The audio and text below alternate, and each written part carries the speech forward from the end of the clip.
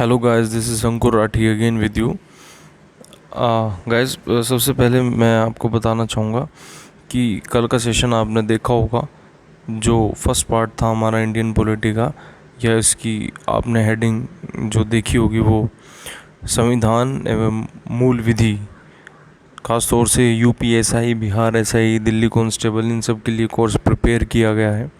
तो आपने देखा होगा वो। अपने फीडबैक्स वगैरह आप मुझे प्लीज़ भेज दीजिए। आपकी फीडबैक्स बहुत वैल्यूबल है, जिससे मैं और इम्प्रूव कर सकूं, या कुछ चीज़ रेक्टिफिकेशन हो उसे रेक्टिफाइड कर सकूं। ठीक।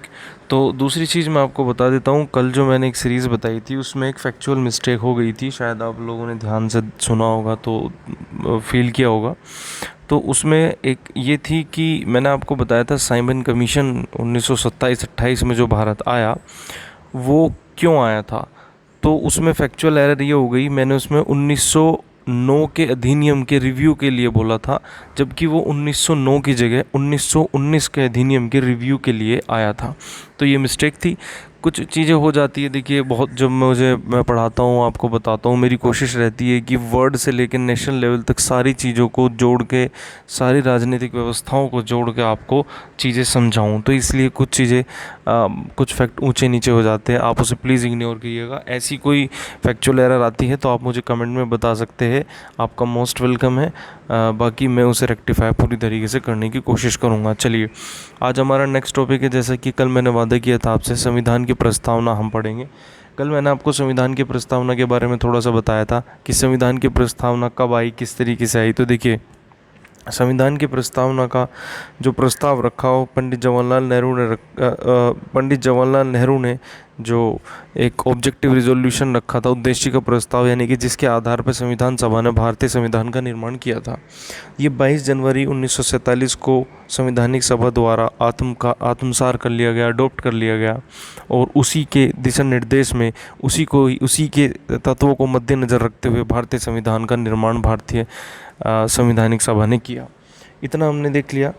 खैर, अब हम सीधा चलते हैं संविधान की प्रस्तावना के ऊपर। तो आपकी स्क्रीन पे देख ही रहे होंगे प्रस्तावना की विषय वस्तु। इसमें पूरी प्रस्तावना के बारे में कहा गया है, हम भारत के लोग भारत को एक संपूर्ण प्रभुत्व संपन्न समाजवादी धर्मनिरपेक्ष लोकतांत्रिक गणतंत्र बनाने के लिए, और इसके समस्त नागरिकों को सामाजिक, आर्थिक, राजनीतिक न्याय, विचार, अभिव्यक्ति, ये पूरा ये संविधान की जो हमारी प्रस्तावना, आप एनसीईआरटी की किताब देखोगे तो उसमें सेकंड या थर्ड पेज पे आपको प्रीएम्बल मिलेगा।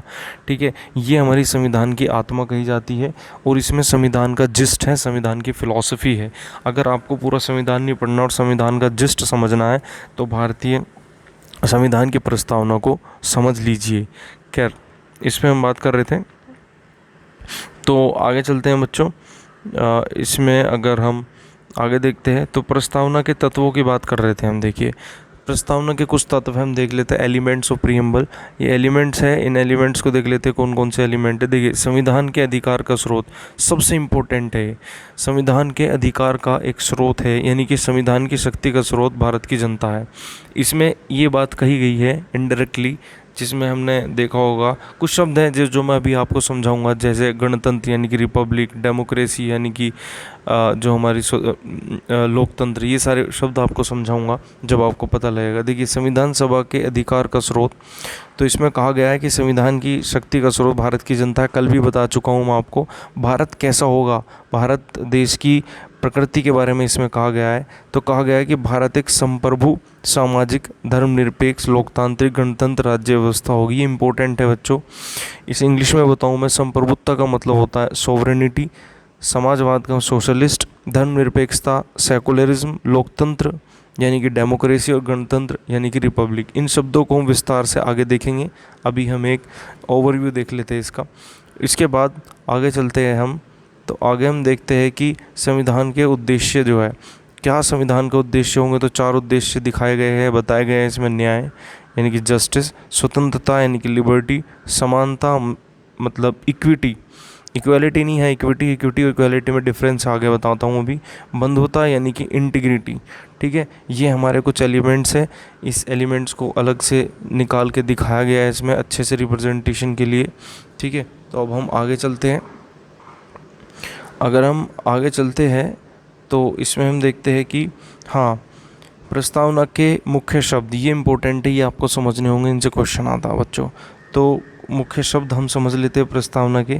तो देखिए, पहला है संप्रभुता। संप्रभुता इसका मतलब होता है इंग्लिश में सोवरेनिटी। संप्रभुता यानी कि सोवरेनिटी, इसका मतलब होता है कि एक ऐसा देश जो किसी दूसरे देश पर या किसी बाह्य शक्ति पर निर्भर नहीं है, जो अपने अपने निर्णय लेने के लिए, अपने लिए कानून बनाने के लिए, जनता के लिए काम करने के लिए और विभिन्न प्रकार के पहलुओं पे स्वावलंबी होता है, यानी कि सेल्फ डिपेंड होता है, जो किसी भी बाह्य शक्ति का जिस पर कोई प्रभाव नहीं होता। तो इसमें देख लीजिए, पढ़ लेना, इसमें लिखा है, इसका आशय है कि भारत न तो किसी अन्य देश पर निर्भर है और न ही किसी अन्य देश का डोमिनियन है। डोमिनियन का मतलब होता है किसी देश के अंडर में। मैं एक चीज़ यहाँ पे बताना चाहूँगा, पहले आज अब भी देखिए, भारत जो है कॉमनवेल्थ जो एक संगठन है उसका एक सदस्य है। और सामान्यतः ये होता है कि जो कॉमनवेल्थ का सदस्य होता है उसका उस राष्ट्र की जो राष्ट्र अध्यक्ष कहलाया जाता है, या उस उन राष्ट्रों की जो एक अध्यक्ष कहलाई जाती है वो महारानी विक्टोरिया कहलाई जाती है, यानी कि जो ब्रिटेन की महारानी है वो कहलाई जाती है। लेकिन भारत इसका एक अपवाद है। जब भारत आज़ाद हुआ तो एक कॉन्फ्रेंस हुई, conference of ministers of Commonwealth, उसमें भारत ने डिसाइड करा कि भारत कॉमनवेल्थ का हिस्सा तो रहेगा लेकिन भारत एक गणराज्य रहेगा, यानी कि एक ऐसा राज्य रहेगा, एक ऐसा राष्ट्र रहेगा जिसका राष्ट्राध्यक्ष जनता द्वारा चुना जाएगा। तो ये भारत में डिफरेंस है, यानी कि भारत कॉमनवेल्थ का सदस्य है लेकिन कॉमनवेल्थ के अध्यक्ष का के अंतर्गत नहीं आता। चलिए, अगला है समाजवादी यानी कि सोशलिज्म। सोशलिस्ट का मतलब होता है यानी कि समाज को दृष्टिकोण रखते हुए, समाज को मध्य में रखते हुए सरकारें, व्यवस्था, कानून, न्यायपालिका सब जो कार्य करेगी वो समाज को ध्यान में रखते करेगी, समाज की भलाई के लिए करेगी।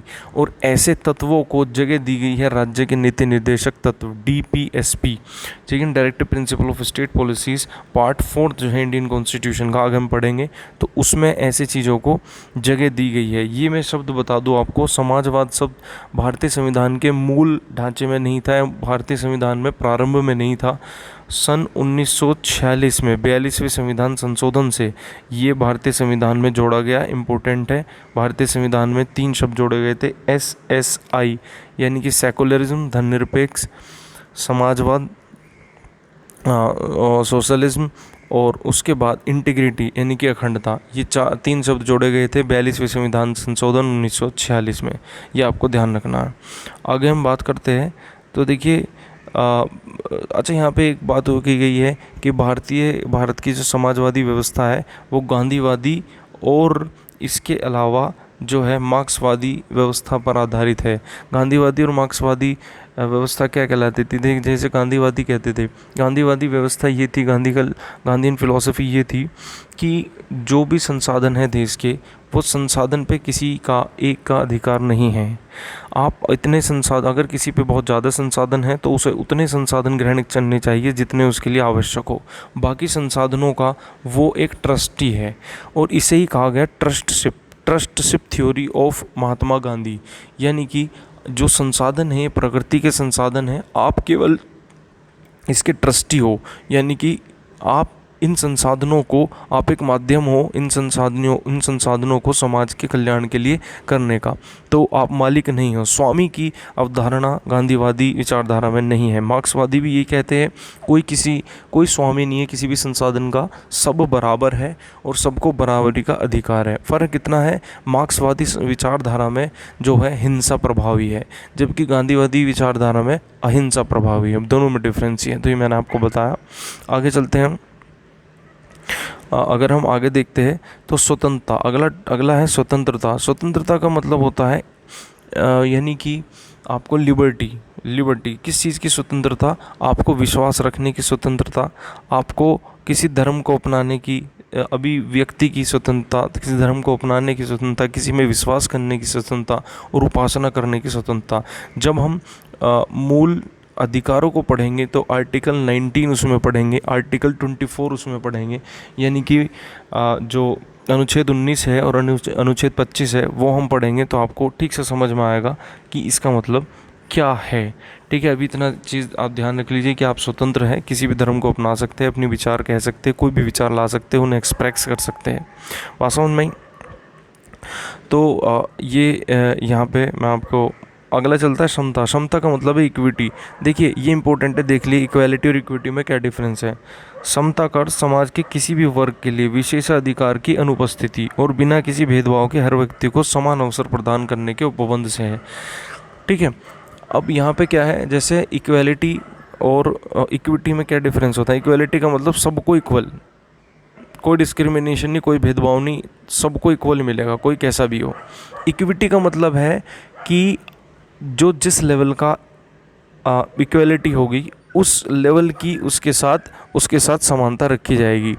इसमें जो गरीब लोग हैं, निर्धन लोग हैं, बेसहारा लोग हैं, बीमार लोग हैं, कमज़ोर वर्ग है, उसे विशेषता, उसको विशेषाधिकार की अवधारणा इसमें प्रस्तुत है।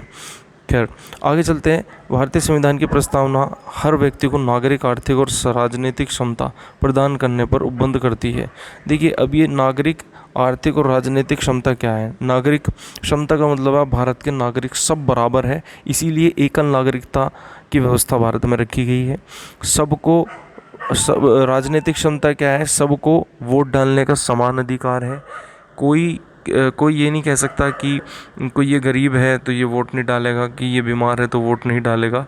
तो सबको वोट डालने का अधिकार है, राजनीतिक क्षमता। और आर्थिक का मतलब हो गया, आर्थिक क्षमता का सीधा सीधा मतलब है कि समान अवसर मिलेंगे सबको अपने आर्थिक संसाधनों को कमाने के, आर्थिक संसाधनों के माध्यम से आपको आर्थिक कार्य करने के सबको समान अवसर मिलेंगे। फॉर एग्ज़ाम्पल जिसके पास पैसा है वो फैक्ट्री खोल सकता है, कोई दुकान खोल सकता है। आपको जाति, धर्म आदि के आधार पर कोई भी लाइसेंसिंग या इस तरह की कोई व्यवस्था भारत में नहीं है। तो आपने देखा। इसके बाद इसमें कुछ एग्जाम्पल्स दे रखे। देखिए अनुच्छेद 14, 15, 16, 17, 18 नागरिक समानता प्रदान करता है। जो ये नागरिक समानता की मैंने बात करी, तो 14, 15, 16, 17, 18, ठीक है, ये हम विस्तार से पढ़ेंगे जब मूल अधिकारों को हम पढ़ेंगे। अगला अनुच्छेद 325, अनुच्छेद 326, ये जो है ये बताता है 325 कहता है कि जाति, धर्म और रंग आदि के आधार पर किसी से कोई भेदभाव नहीं किया जाएगा। मतदान के आधार पे, मतदान के हेतु, यानी कि अगर आप वोट डालने हो और रंग के आधार पे, जाति के आधार पे, लिंग के आधार पे आपसे कोई भेदभाव नहीं किया जाएगा, आर्टिकल 325 कहता है। आर्टिकल 326 ये भी ऐसे ही इसीलिए कहता है कि लोकसभा, विधानसभा, जितने भी चुनावी निकाय है उनमें वैध मताधिकार का प्रावधान करता है, यानी कि एडल्ट यूनिवर्सल फ्रेंचाइज, यानी कि सबको वोट डालने का अधिकार जिसे दिया गया है। 18 वर्ष से अधिक आयु के सभी नागरिकों को वोट डालने का अधिकार है, ये इसमें आर्टिकल 326 में कहा गया है। तो ये इसके कुछ उदाहरण थे। ऐसे आर्टिकल 39 में समान कार्य के लिए समान वेतन, ये उदाहरण किसका है, आर्थिक क्षमता का, यानी कि जो जितना काम करेगा उसे उतना वेतन दिया जाएगा, जो किसी भी तरीके के आर्थिक संसाधनों में सहयोग करेगा उसे उतना रिजल्ट मिलेगा। अगला बंधुता, इंटीग्रिटी से कहते हैं भाईचारे की भावना। इसका मतलब है हम सब भारतीय हैं, सबसे पहले हम क्या है, इंडियन है, इसीलिए भारत में एकल नागरिकता की व्यवस्था रखी गई है। क्योंकि भारत में बहुत सारी डाइवर्सिफिकेशन है, बहुत सारी विविधता है, अलग अलग तरह की भाषा है, अलग अलग धर्म है, अलग अलग पंथ है, अलग अलग तरीके का कल्चर है। उन सबको जोड़े रखने के लिए बंधुता की विचारधाराओं को बल दिया गया है। पास ऑन में आपको यहाँ पे ये एलिमेंट्स आपको कुछ समझ आए होंगे। ठीक है, आगे हम कर लेते हैं। आगे हम देखते हैं, इसमें हम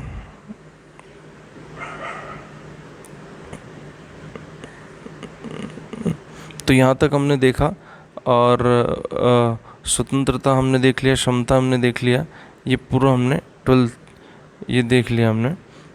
अब हम आगे आते हैं। देखिए अब एक बात आती है कि ये जो प्रीएम्बल है इसके बारे में मैं आपको कुछ बता दूं, कुछ फैक्ट्स बता दूं। देखिए प्रीएम्बल जो हमने लिया है, बेसिकली प्रीएम्बल सबसे पहले अडॉप्ट किया था अमेरिका देश ने अपने संविधान में, क्योंकि पहला मुख्य रिटन संविधान जो है अमेरिका का ही था। और अमेरिका ने भी इसकी अवधारणा कहाँ से ली है, वो ली है फ्रांस से। जब 1770 के दशक में फ्रेंच रिवॉल्यूशन हुआ, फ्रांसीसी क्रांति हुई, तो उस क्रांति में वहाँ के लोगों ने कुछ विचार अपने प्रस्तुत किए, और उस विचारों के आधार पे एक टेनिस कोर्ट एक नाम आता है, टेनिस शपथ उन्होंने ली। टेनिस जो कोर्ट होता है उसमें इकट्ठे होकर उन्होंने शपथ ली थी, और उस शपथ पत्र में इन सब शब्दों का जिक्र था, फ्रीडम का, इंटीग्रिटी का, इक्वलिटी का, ठीक है ना, सोशलिज्म का, ये सारे शब्द जो है लिबर्टी का, खासतौर से लिबर्टी का उन्होंने जिक्र किया था। तो इस अवधारणा के आधार पर ही उन्होंने अपना आंदोलन चलाया और लुई 16 जो उस टाइम का राजा था उसे पदमुक्त किया, उसे मार दिया जनता ने, और वहाँ पे राजनीतिक रूप से लोकतांत्रिक व्यवस्था स्थापित हुई। हालांकि बाद में वो तानाशाही हो गई थी जब नेपोलियन आ गया था। खैर, तो वहाँ से ये अवधारणा आई है, भारत ने भी फ्रांस से ली है। अगर क्वेश्चन आता है कि बताइए सबसे पहले प्रीएम्बल किसने अपने संविधान में अडॉप्ट किया, तो आंसर होगा यूएस से। अगर क्वेश्चन आता है कि बताइए भारत ने जो प्रीएम्बल की भाषा है, अवधारणा है, कौन से राष्ट्र ली है, तो बच्चों इसका आंसर होगा फ्रांस। ठीक है, क्योंकि कुछ शब्द जैसे मैंने आपको बताया, स्वतंत्रता, लिबर्टी, समता, इक्वेलिटी और फ्रेटर्निटी, भाईचारा या अखंडता, ये तीनों ही शब्द फ्रांसीसी संविधान से हमने लिए हैं, प्रेरित है। खैर, एक पॉइंट। अब अगली चीज़ बच्चों ये आ जाती है कि जो ये प्रीएम्बल है, इस प्रीएम्बल का 1950-51 में जब पहला संविधान संशोधन हुआ भारत में और बहुत सारे राजनीतिक उथल पुथल हुई, तो बहुत सारे मुकदमे सुप्रीम कोर्ट में गए और सुप्रीम कोर्ट ने प्रीएम्बल यानी कि भारत की प्रस्तावना का सहारा लेके उन पेचीदा पहलू को सुलझाने का प्रयास किया। तो जब भी सुप्रीम कोर्ट उस पत्र को, यानी कि जब भी सुप्रीम कोर्ट को कुछ प्रोविज़न या कुछ अनुच्छेद या कुछ प्रावधान संविधान के उलझे हुए लगे, तो उसे समझने के लिए प्रीएम्बल का सहारा सुप्रीम कोर्ट ने लिया, सर्वोच्च न्यायालय ने लिया। तो बात आई कि सर्वोच्च न्यायालय बार बार प्रीएम्बल ऑफ द कॉन्स्टिट्यूशन को इंटरप्रेट करता है, उसकी दृष्टि में निर्णय देता है। तो इसे चैलेंज किया गया कि प्रीएम्बल जो है, प्रीएम्बल संविधान का अंग नहीं है। प्रारंभ में, ये बहुत इम्पोर्टेंट है, ये क्वेश्चन आता है, क्या प्रारंभ में प्रीएम्बल जो है संविधान का अंग था? तो नहीं, प्रारंभ में प्रीएम्बल संविधान का अंग नहीं था। तो सुप्रीम कोर्ट के निर्णयों को, बहुत सारे निर्णयों को इस आधार पर चैलेंज किया गया कि प्रीएम्बल यानी कि प्रस्तावना जो है भारतीय संविधान का अभिन्न अंग नहीं है, इसलिए आप भारतीय संविधान की इंटरप्रिटेशन आप इसकी दृष्टि में नहीं कर सकते। तब सुप्रीम कोर्ट में कुछ वाद विवाद आए और उन वाद विवादों में सुप्रीम कोर्ट ने कई सारे निर्णय दिए। तो उन निर्णयों के बारे में देख लेते हैं हम। देखिए, ये निर्णय बेसिकली संविधान की मूल संरचना से संबंधित है, जिसमें प्रीएम्बल को भी जोड़ा गया है। संविधान पे सबसे पहला एक विवाद था शंकरी प्रसाद का मामला 1951 में आया और सुप्रीम कोर्ट ने कहा कि भारतीय संसद जो है वो सर्वोच्च कानून बनाने की संस्था है और उसे अधिकार है कि वो मूल अधिकारों में या फिर संविधान के किसी भी अंग में आर्टिकल 368 के तहत संवैधानिक संशोधन कर सकती है, उसे पूरा अधिकार है। ये बिल्कुल जो उसमें कह दिया गया, सर्वोच्च न्यायालय ने व्यवस्था दी कि संसद ने इतनी संशोधन की शक्ति अंतर नहीं था, मौलिक अधिकारों के संशोधन की शक्ति अंतर नहीं थे, यानी कि मौलिक अधिकारों को बदल सकती है, सीधा सा मतलब शंकरी प्रसाद के मामले में ये कहा। बात समझ में यहाँ तक? तो इतनी बात उन्होंने कही। उसके बाद फिर ये मामला चैलेंज हुआ, कोर्ट में गया और कोर्ट में जाने के बाद फिर ये मामला चैलेंज हुआ और मामला चैलेंज होने के बाद गोलकनाथ मामला आया। गोलकनाथ 1967 में ये मामला सामने आया और गोलकनाथ के केस में सुप्रीम कोर्ट ने अपने पुराने निर्णय को पलट दिया और कहा कि मूल अधिकारों में बेसिकली यहाँ पे फोकस रखा गया मूल अधिकारों में। अभी मैं प्रीएम्बल पे भी आऊँगा, अभी पहला ये मूल अधिकारों की दृष्टि से ये केस ज़्यादा इम्पोर्टेंट है। तो मूल अधिकारों में परिवर्तन नहीं कर सकती ये संसद जो है, सभी अंगों में परिवर्तन नहीं कर सकती। इसमें दे रखा है सर्वोच्च न्यायालय ने व्यवस्था दी कि मौलिक अधिकारों को परिवर्तित स्थान दिया गया है, इसलिए संसद मौलिक अधिकारों में न तो कटौती कर सकती है और न ही मौलिक अधिकारों को वापस ले सकती है। ये हमारी इस वाले केस में कह दिया गया। अगला जो केस आया, केशवानंद भारती केस इम्पोर्टेंट है, 1973 में, बहुत इम्पोर्टेंट है। इस मामले में संविधान की मूल संरचना का प्रतिपादन किया। अब पुराने वाले निर्णय जो थे वो हाँ या ना पर आधारित थे, शंकरी प्रसाद में ना था और उसके बाद जो गोलकनाथ आया इसमें हाँ कह दिया। और अब केशवानंद भारती केस में बीच का रास्ता सुप्रीम कोर्ट ने निकाला। जब बहुत सारी बहस हुई, उस मुद्दे आए, तो सुप्रीम कोर्ट ने कहा देखिए, संसद को संविधान बनाने का और संविधान में परिवर्तन करने का अधिकार तो है, लेकिन संसद संविधान के मूल ढांचे में परिवर्तन नहीं करने की, जिससे कि संविधान का स्वरूप ही बदल जाए, ऐसा नहीं कर सकती। तो देखिए इस मामले में संविधान की मूल संरचना का प्रतिपादन किया गया, इंपॉर्टेंट है। अगर आपसे क्वेश्चन आता है बताइए संविधान की मूल अवधारणा का प्रतिपादन किस केस में सुप्रीम कोर्ट ने कहा, तो आंसर होगा केशवानंद भारती मामला। ठीक है। और सर्वोच्च न्यायालय ने व्यवस्था दी कि संसद अनुच्छेद 368 के माध्यम से मौलिक अधिकारों को सीमित कर सकती है अथवा किसी मौलिक अधिकारों को वापस ले सकती है, परंतु संसद उन मौलिक अधिकारों को वापस नहीं ले सकती जो संविधान की मूल संरचना से जुड़े हुए हैं। ये इंपॉर्टेंट है। और संविधान की मूल संरचना क्या है अभी तक ये नहीं बताया था, आगे बताएंगे।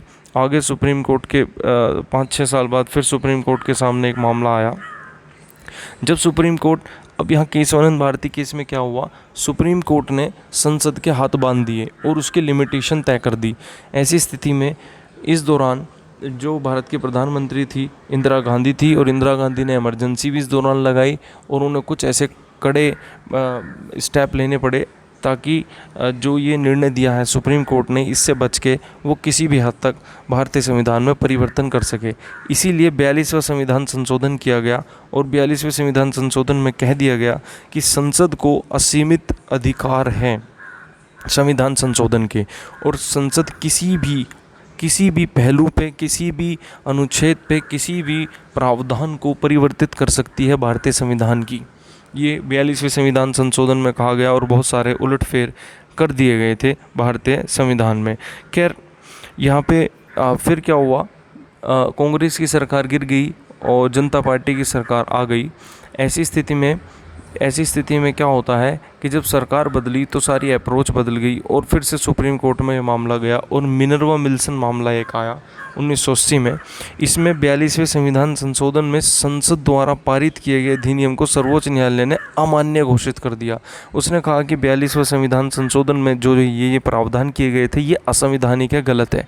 और पहली बार सर्वोच्च न्यायालय ने भारतीय संविधान के मूल ढांचे को परिभाषित किया और कुछ अंग दिए, कौन कौन से तत्व भारतीय संविधान के मूल तत्व हैं जिनसे छेड़छाड़ किसी भी हालत में नहीं की जा सकती, ये बात सामने क्लियर कर दी। और ये बात क्लियर होने के बाद जो है आज तक वो चीज़ें इसी तरीके से चल रही है। तो संसद और जितनी विधायिका है उन्हें इसी परिधि में रहते हुए संविधान में परिवर्तन करने होते हैं। तो आप देख सकते हैं 42वें संविधान संशोधन में संसद द्वारा पारित किए अधिनियम को सर्वोच्च न्यायालय ने अमान्य घोषित कर दिया गया, क्योंकि इसमें न्यायिक समीक्षा के लिए कोई स्थान नहीं था।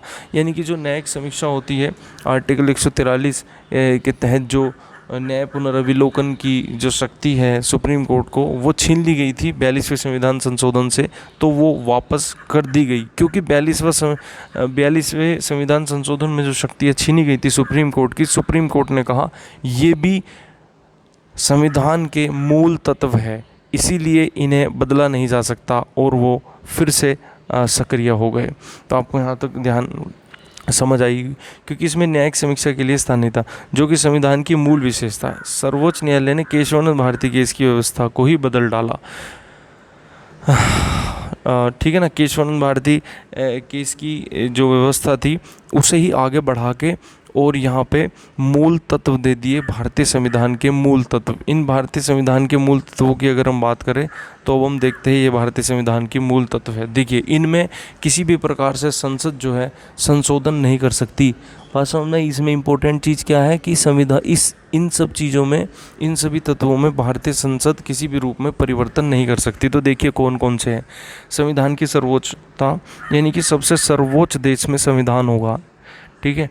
भारतीय राजनीति की सार्वभौमिक लौकिक और गणराज्य प्रवृत्ति, जो भारतीय राज्य है वो एक सॉवरन रहेगा और लोकतंत्र रहेगा, डेमोक्रेटिक रहेगा और रिपब्लिक रहेगा। इस संरचना में कोई परिवर्तन संसद नहीं कर सकती। संसद ऐसा नहीं कर सकती कि गणराज्य की जगह या डेमोक्रेसी की जगह ऑटोक्रेसी कर दे, राजशाही कर दे, और या फिर निरंकुशता की व्यवस्था स्थापित कर दे, ऐसा नहीं कर सकती।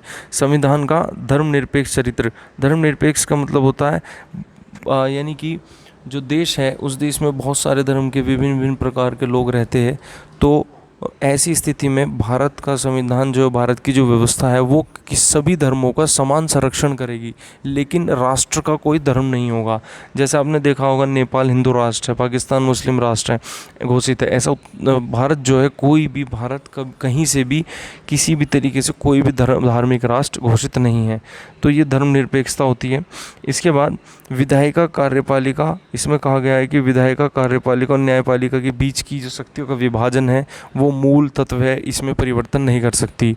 तो विधायिका का काम होता है विधान बनाना, कार्यपालिका का काम होता है उस विधान को लागू करना, और न्यायपालिका का होता है उस कानून को पर्यवेक्षण करना, उस कानून को संविधान के अनुसार लागू है नहीं है ये देखना। खैर, संविधान की संघीय स्वरूप जो है संविधान का वो भी मूल तत्व कहा गया। संघीय स्वरूप का मतलब मैं बता देता हूँ ब्रीफ में। इसका मतलब होता है यूनियन इसका मतलब जो देश है वो विभिन्न राज्यों के जमाव से जुड़ाव से बना है, ठीक है ना। इन्हें अलग, इसीलिए राज्य को अलग, किसी भी राज्य को भारत से अलग करने का अधिकार संसद को नहीं है। राष्ट्र की एकता और अखंडता, इसमें यही कहा गया राष्ट्र को तोड़ा नहीं जा सकता। राष्ट्र में नए देश नए राज्य जोड़े जा सकते हैं, लेकिन राष्ट्र के किसी राज्य को तोड़ा के अलग नहीं किया जा सकता। कल्याणकारी राज्य की अवधारणा, यानी कि जिसमें आर्थिक राजनीतिक न्याय को बल दिया गया हो, यानी कि समाज के कल्याण के बारे में काम कर सके संविधान, ऐसी। न्यायिक समीक्षा, यही होती है न्यायिक समीक्षा, इम्पोर्टेंट है। 143 के जो आर्टिकल में यही कहा गया है कि सुप्रीम कोर्ट या हाई कोर्ट किसी भी कानून को या किसी भी ऐसे कार्य को कार्यपालिका के उसका न्याय पुनर्विलोकन कर सकते हैं। इसी पे लेके विवाद हुआ था, जो 42वें संविधान संशोधन से यही शक्ति समाप्त की गई थी, जिसे मिनर्वा मिल्सन केस में सुप्रीम कोर्ट ने बहाल कर दिया था। तो ये तत्व बताए थे, इसीलिए बहाल हुआ था, अब समझ आया होगा आपको, ठीक है।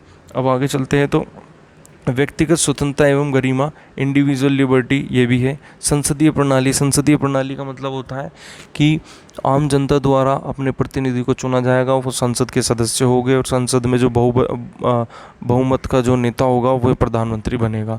कानून का शासन, यानी कि जो शासन चलेगा वो कानून का ही होगा, कानून के सब समान होंगे और सब पे कानून एक जैसा ही लागू होगा, ठीक है ना। किसी के लिए कोई विशेष व्यवस्था इसमें नहीं रखी गई है। मौलिक अधिकार एवं राजनीतिक नीति निर्देशक तत्व के बीच संतुलन, इसके बारे में बाद में बात करेंगे। समता का सिद्धांत मैं अभी बता चुका हूँ, समता यानी कि इक्विटी आपको पहले। स्वतंत्रता और निष्पक्ष चुनाव की बात कही गई है, स्वतंत्रता लिबर्टी और चुनाव इलेक्शन। अच्छा, न्यायपालिका की स्वतंत्रता यानी कि न्यायपालिका में कोई राजनीतिक हस्तक्षेप किसी तरीके का नहीं होगा, वो अपने आप में एक स्वतंत्र निकाय है, अलग निकाय है।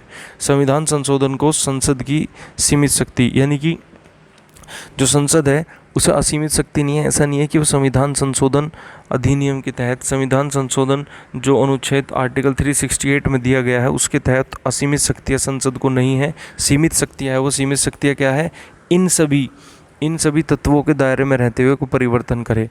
न्याय तक प्रभावकारी पहुँच, यानी कि सभी को न्याय मिल सके, कुछ ऐसी व्यवस्था, ये भी एक मूल तत्व रखा है सुप्रीम कोर्ट ने। इसके अलावा तर्कसंगत का सिद्धांत, यानी कि रेशनैलिटी। आप कोई भी कानून बनाएंगे, कोई भी कार्य करेंगे, वो तथ्यों पर आधारित होगा, तर्कों पर आधारित होगा, वो किसी विशेष व्यक्ति के लिए नहीं होगा और उसमें बायसनेस नहीं होगी। अनुच्छेद 19वां कहा गया है कि अनुच्छेद 32, 136, 141, 142 के अंतर्गत सर्वोच्च न्यायालय को प्राप्त शक्तियाँ, सर्वोच्च न्यायालय को कुछ ऐसी शक्तियाँ हैं जैसे न्याय पुनर्विलोकन की शक्ति, रिट जारी करने की शक्ति, इस तरह की शक्तियाँ हैं जिससे कि न्यायालय जो है वो कार्यपालिका और विधायिका को संतुलित रख सके। ये भी एक मूल सिद्धांत रखा गया। अतः संसद उपरोक्त सिद्धांतों को संविधान संशोधन के माध्यम से भी सीमित नहीं कर सकती। इन सारे सिद्धांतों को ध्यान में रख के ही संसद जो है संविधान में संशोधन करेगी, ऐसा कहा गया। और इसी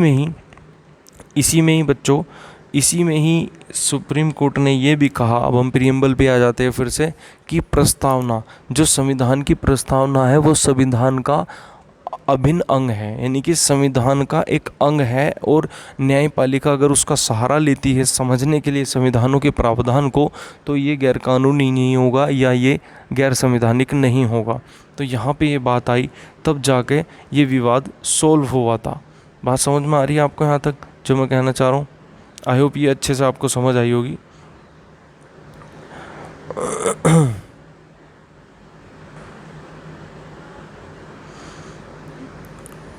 तो ये हमने यहाँ पे देख लिए, ये सारे हमने तत्व देख लिए, ठीक है जी।